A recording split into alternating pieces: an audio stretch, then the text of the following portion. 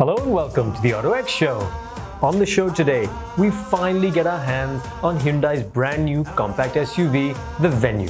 We enjoy some top-down motoring in BMW's all-new roadster, the Z4, and ride Suzuki's brand new 250cc Gixxer. But first, here's Ishan behind the wheel of the Hyundai Venue.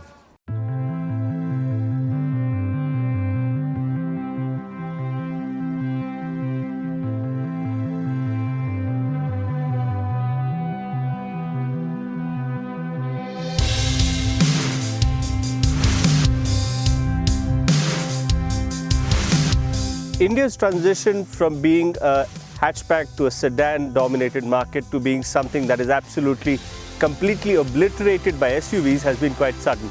In the past 6 or 7 years, we've seen SUVs come and have had huge success. Hyundai has been part of that success with the Creta. It still sells by the bucket loads. And what they're trying to do now with their new Venue is tap into the compact sub-4 meter SUV segment. It's a segment that's dominated by two names, the Maruti Suzuki Brezza and the Ford EcoSport. And both of those cars are a little stale. They've been around in the market for a while. There's been a little sort of fatigue in the market.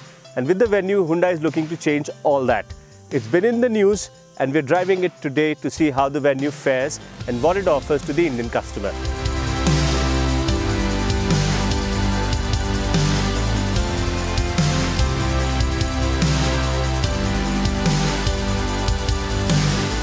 The one thing that really stands out with the Venue is the design language. It's based on the new design language of SUVs for Hyundai worldwide.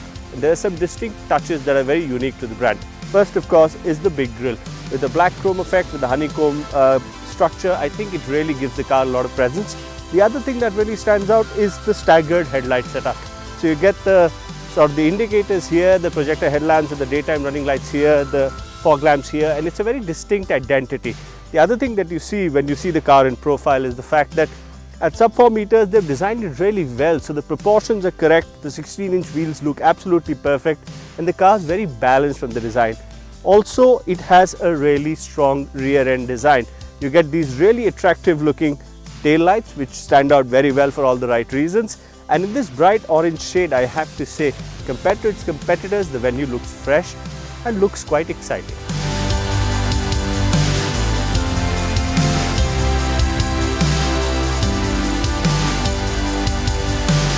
Now, exterior design outside, I still think that the interiors of the Venue is where it really defeats the opposition or the competition rather.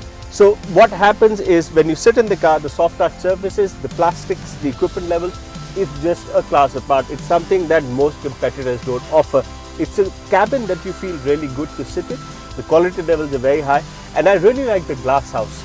Big windscreen, A-pillars don't really impede your vision, and it feels like an airy place to sit in. Of course, you get, like any other Hyundai, you get class-leading levels of equipment. You get the big touchscreen, which works. It has great Hyundai BlueLink features, so you have a concierge that you can call in case you want to navigate to a destination and not want to use the touchscreen. If you have a problem, you have roadside assistance you can call on. A million other features that are pretty much brand new to the country, especially in that package. You get wireless charging, you get climate control, you even get an air purifier, which is of great use in our conditions.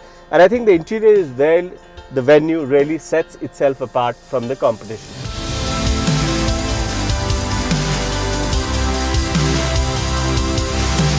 Now, we've already discussed what makes the Venue stand apart from its competitors. Great styling, lots of features, lots of other factors, but there is one important factor that the Venue has to succeed in to sort of be successful against the likes of the Ford EcoSport and Maruti Suzuki Brezza. Both those cars, to give them credit where due, are great fun to drive, and that's going to be a really difficult part for the Venue. Of course, what Hyundai is offering is also a range of engine options, like the Brezza currently is only offered in diesel, but Hyundai has come up with a full lineup. You've got the 1.2 petrol, which we're not driving. You've got the 1.4 diesel, which we're driving, and you've got the 1 litre turbo, which I'll drive a little later. Now, the 1.4 diesel is an engine we're familiar with. It is also in the Elite i20, and it actually feels quite decent driving in the Venue. The chassis setup of the Venue is really good. The suspension is absolutely fantastic. We're on these really hilly, winding roads around between Guwahati and Shillong, and throwing the Venue around on these roads is actually a revelation, because the steering has a decent amount of feedback. It's really direct, you can depend on it. The chassis has good balance, there's a little bit of body roll, but that's okay. And the handling setup and the ride setup is so fantastic. Broken roads, not a problem. Fast flowing bends, not a problem. Slow speed breakers and stuff, not a problem. So I would go as far as saying that I think the Venue is by far the best driver's car that Hyundai has ever made, and that's a big claim. They were never known for their sort of driving appeal, Hyundai's cars, but with the Elite i20, with the Verna, with the Creta, and especially now with the Venue, they're turning on to a completely different sort of battlefield. They're turning into different competitors. The 1.4 diesel, to come back earlier, it's a familiar engine, 88 horsepower and a decent amount of torque. The problem is that it's a really linear engine, so you really don't get an outstanding kick. It pulls decently, it's really fuel efficient, it's quite refined for that matter, and it does the job every day. It's not really exciting though, and I think with the rest of the chassis setup, the suspension setup, the steering setup, I am going to have much more fun. I mean, that's just my sort of presumption. I'm going to have a lot more fun in the 1.0 turbo that I'm going to drive in a few minutes, and I'm looking really forward to it.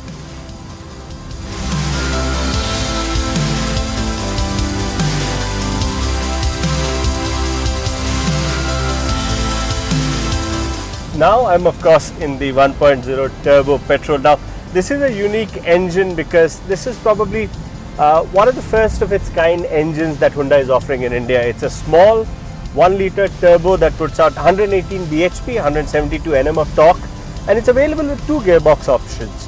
One's a 6-speed manual, the other, what we're driving, is the 7-speed dual clutch. Now this dual clutch is gearbox unique to Hyundai, developed by them, and I have to say it's a really impressive gearbox. It shifts very well, the shifts are really quick, and you don't really get that slightly snatchy shifts that you get in other dual clutch gearboxes.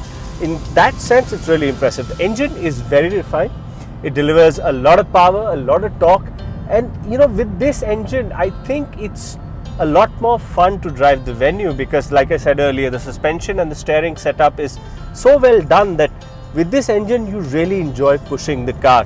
And with the combination of the dual clutch automatic, it's much more easier to drive.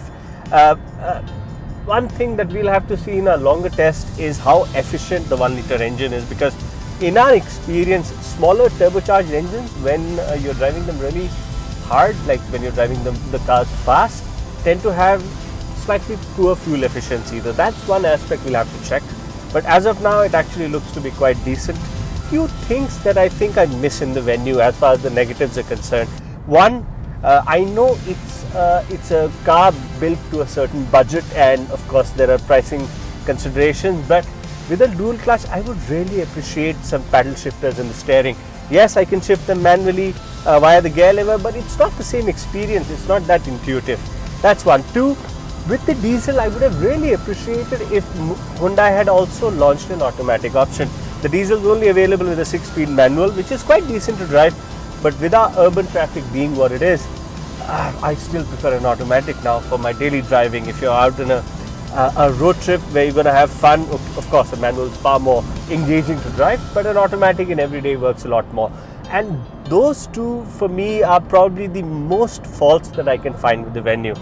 Overall, with the number of features, with the Blue Link, with the air purifier, with on the upper levels, the amount of safety equipment available, sunroof, and I have to say the styling is really assertive, it's unique and it looks really good.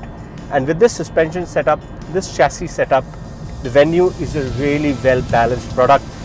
Is it better than its competitors? I would think yes, but we're going to do a comparative review of the Venue and its competitors very soon. So watch out for that video. As of now, if you're looking for a compact SUV, Venue remains the car to be bought, to be competed against, and I would recommend it highly.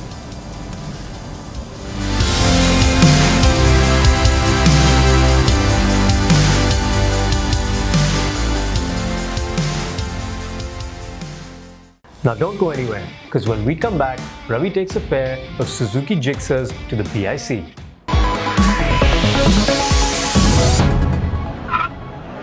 Welcome back to the AutoX show. Now the Suzuki Gixxer SF gets an upgrade and also gets a brand new 250cc sibling. Here's Ravi checking them out at the BIC. Since the introduction of the Gixxer and the Gixxer SF in 2014 and 15, there haven't been many new launches from Suzuki. In fact, the Intruder, which was launched in 2017, was the only new product to be launched during this time. A quick look at the motorcycles they have on offer and you'd notice a huge gap in their product portfolio. They have literally nothing between the Gixxer and the V-Strom 650. Now that's a huge gap to have, especially considering the rivals have already got a jump start in the 250 to 400cc segment. But as they say, it's better late than never.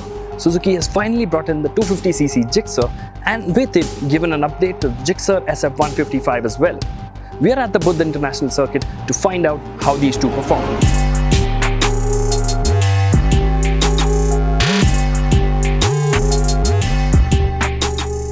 The Suzuki Gixxer SF 250 looks exactly how a full-fare 250 should. It's sharp and sporty. The fairing has a really nice, clean and edgy design to it. We love how the 12-litre tank is muscular and adds to the overall appeal of the motorcycle. Although the grab handles are large, they flow seamlessly into the overall design of the motorcycle. Now the Gixxer SF 155 looks exactly identical to the 250, except for the decals on the fairing and the paint scheme.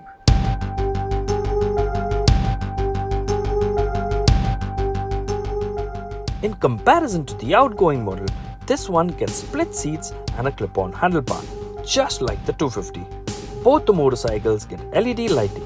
The instrument cluster has been tweaked marginally for a different layout and now has white backlit instead of orange. We wish it displayed a little more information though. The SF250 sports a dual-channel ABS while the SF comes with a single-channel unit. At the heart of the Gixxer 250 is an all-new 249cc oil-cooled motor. Now this motor makes about 26 horsepower and 22 Nm. Now these figures are exactly identical to the Inazuma Suzuki had on sale a few years back. But this motor, however, is an all-new single-cylinder unit. The motor has a strong mid-range which should help while riding in the city. Although it isn't the freest revving motor out there, it doesn't feel ill at ease even when the digital tacho is pointed around the 9000 RPM mark. The engine feels impressively refined with barely any intrusive vibration on the handlebar, pegs or the seat. And by that virtue, the Gixxer SF 250 promises to be a good touring option too. You can easily hold speeds of about 120 kph without feeling strained. As far as top speed is concerned, we did manage to clock a speedo indicated 157 kmph on the back straight of the BIC. Although the Gixxer SF 155 has the same motor as the outgoing model, this one makes slightly lesser power. Now Suzuki claims that they have readied this engine for the BS6 norms, which has resulted in the drop in the power. This means when the new norms kick in, the Gixxer 155 twins will not have to go through a lot of changes. With the revised, more strengthened chassis and the new clip-on handlebar, the bike now weighs 146 kilos, 6 kilos over its predecessor. On the road though, the difference is barely noticeable. The engine remains as peppy and crisp as before. It still has the strong bottom and mid-range, which will make it incredible fun to ride on the streets, just like the model it replaces. While we managed to clock 127 kmph on the back straight at BIC, we did feel the need for more power, especially while making corner exits. In all fairness though, this is a result of the vastness of the track. On public roads, it should surely feel sufficient, especially for novice riders. The 5-speed transmission remains unchanged and continues to shift with precision.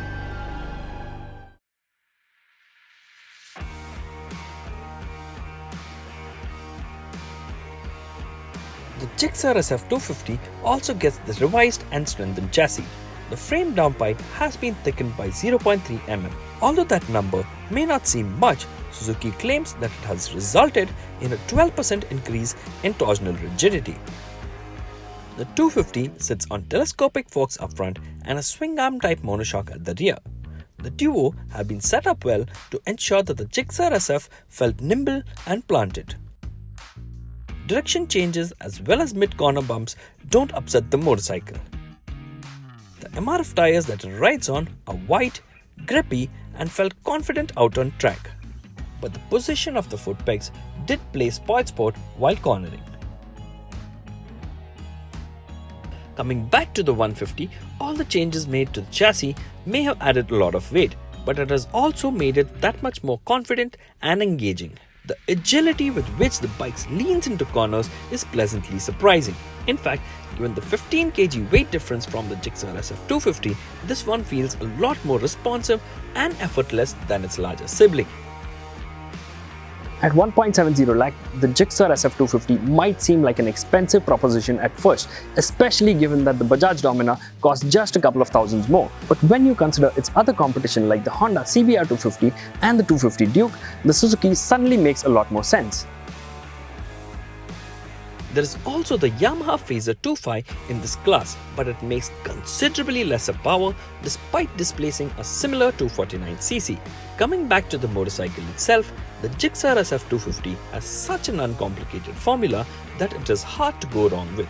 The motorcycle feels punchy enough for city duties as well as the occasional highway halts. It has a comfortable riding posture and above all, it looks like $1,000,000.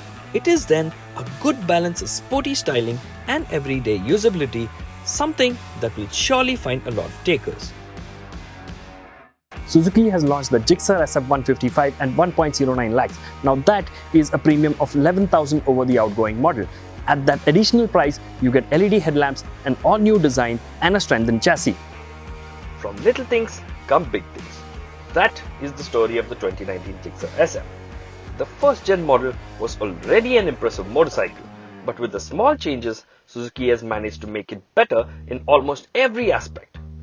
At Rs 1.09 lakh, it does demand almost Rs 11,000 over its predecessor, a cost that might not be entirely justified, especially given that it sports the same components underneath. To us though, we would pay the premium just for the engaging ride it has to offer. It's easily among the most fun 150s out there. Now don't go anywhere, because when we come back, Jared enjoys some top-down motoring in BMW's brand new sports car.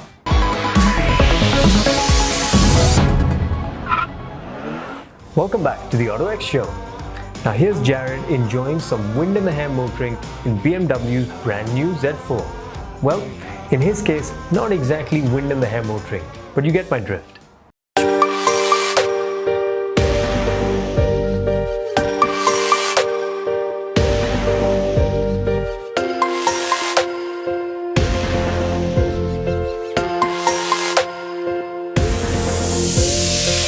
So one of my all-time favorite James Bond movies is GoldenEye.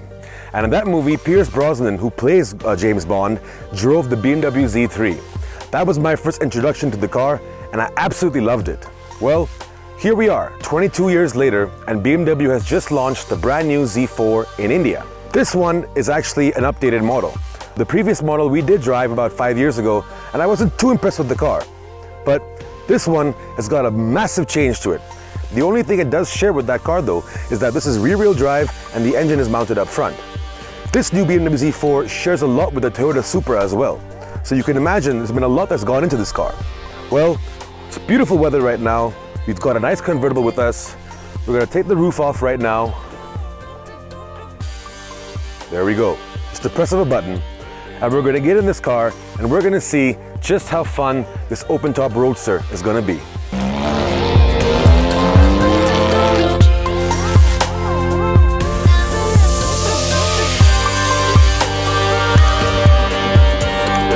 So, the brand new BMW Z4 is actually a soft top compared to the old one, which is a hard top.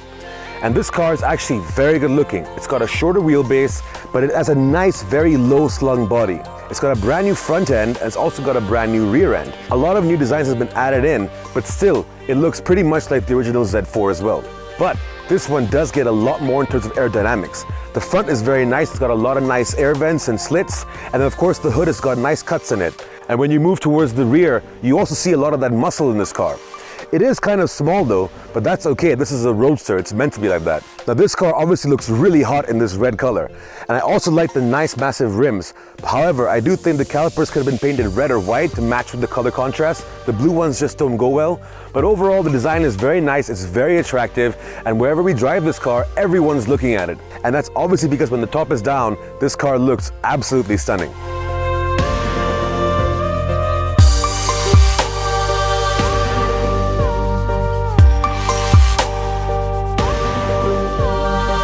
So, as you would expect, the overall quality of the cabin is very nice. This is a BMW after all. It's got a very nice premium feel. The overall dash layout is very nice, very clean. Typical BMW style. I like the way all the little details are. Very nice for a roadster. Obviously, the interiors are cramped a little bit, but you can't complain. This is a two-seater. And it's got decent storage compartments, not the best. You've just got one up here. You can open up this and you got two cup holders, something for your USB charger, phone, and you got a net back over there. But overall, there are a lot of features in this car. And as you would expect, it's got BMW Connected Drive, it's got Apple Play, and it's also got wireless charging here. The steering wheel is nice and sporty, and it's got a very nice 10.5-inch infotainment system, which is touchscreen. The instrument cluster is also digital, and it displays everything you want to know. And overall, it's just a very nice feel of the car. The seats are very supportive, and it feels like a proper sports car, but of course with that sporty touch.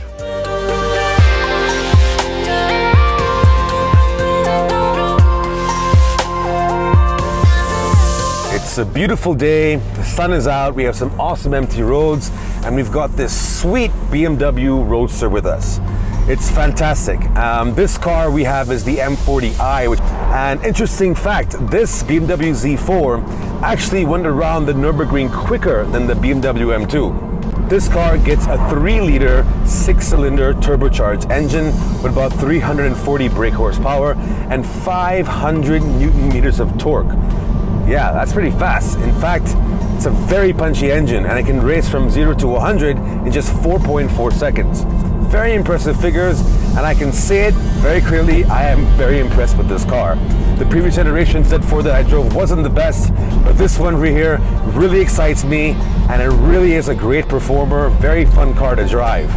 Now we're on some very nice twisty sections right here, and I can say the car handles brilliantly. The steering is a little light for my liking, but I am nitpicking here. I mean, there's not much to complain about. If you want to look at a comparison, the Jaguar F-Type 2.0, in my opinion, was a much better handling car. The steering feedback and the responsiveness was much better.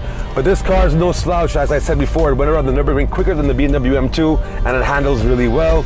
You just need to get used to it, and of course you have the 5 different driving modes. You've got Sport, Sport Plus, Comfort, Eco Pro, and Adaptive. I am always in Sport mode, and that means the acceleration is much more responsive. And of course, we have a much nicer overall driving experience. Really loving the way this car handles and the way it performs.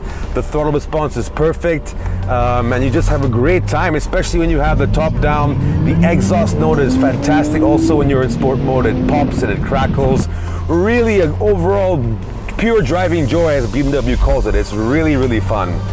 This car is priced at 80 lakh rupees. That is 15 lakhs more than the base version of this car, which gets the 2-liter 4-cylinder turbocharged engine.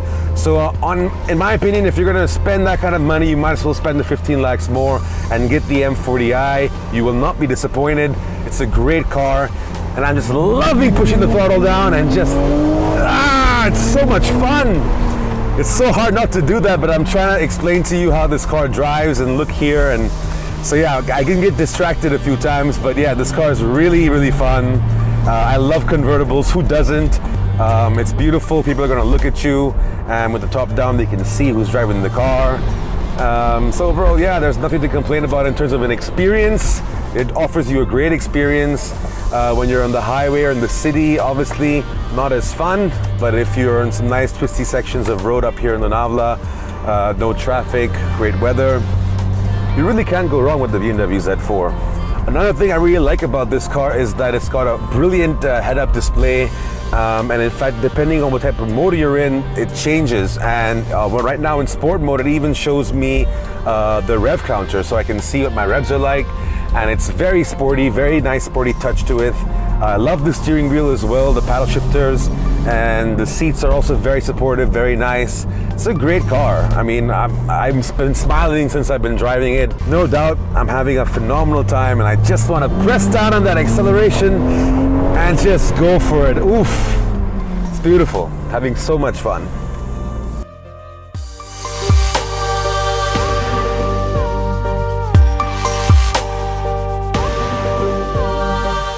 So the BMW Z4 is not going to be someone's first car. In fact, this is going to be someone's third or fourth car because they can afford something that's like this. It's not an everyday commuter, it's just something to drive around that's fun every once in a while. Well, I'm not going to be able to afford one anytime soon. But since I have the car with me right now, I'm going to get back in and enjoy this awesome weather, because how often do you get to drive a nice convertible sports car in India? See you guys next time. Well, that's all the time we have for you today. Thank you for joining us. Remember to follow us on social media for your daily dose of all things automotive. And remember, it's chaos out there, so always buckle up and wear your helmets. We'll see you again next weekend on the autoX Show.